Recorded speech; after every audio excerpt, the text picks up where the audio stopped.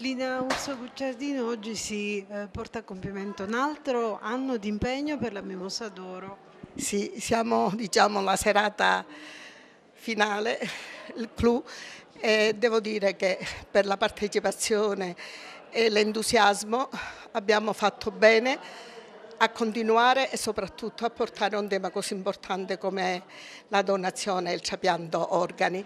Abbiamo con noi infatti l'onore di avere la Presidente nazionale AIDO Flavia Petrini, che è una donna meravigliosa, veramente, che forse è il massimo di quello che sono le donne impegnate in tal senso.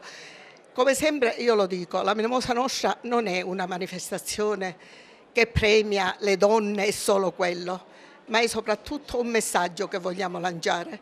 E stasera il messaggio vogliamo dire a tutti, e soprattutto ai giovani: la donazione è amore. Voi siete giovani, amate.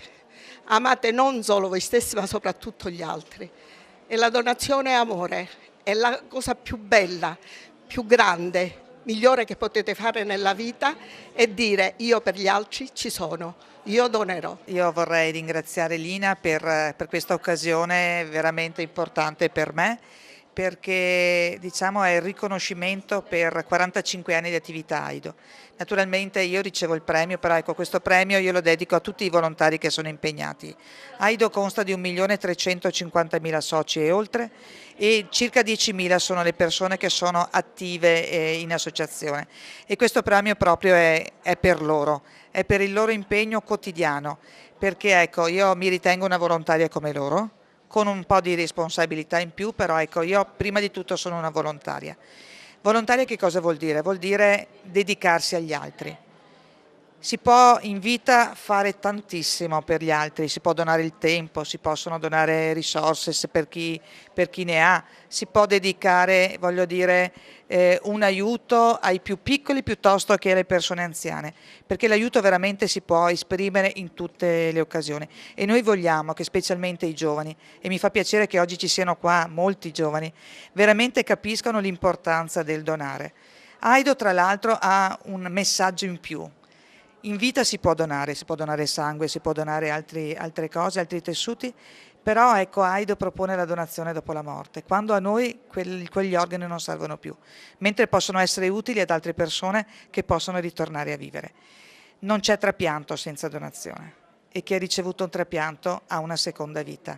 Pensiamoci, perché dall'altra parte ad aver bisogno possiamo esserci anche noi. Oggi ad Agrigento alla cerimonia di consegna dei premi Mimosa d'Oro per Agrigento, è un appuntamento importante, la porta alla ribalta delle cronache, tra l'altro premia tematiche che sono di forte rilievo sociale. Sì, l'impegno del Centro Guttuso in questa Mimosa d'Oro, che se non sbaglio è da 28 anni, cioè quindi quando qualcosa dura per 28 anni è sicuramente di grande qualità.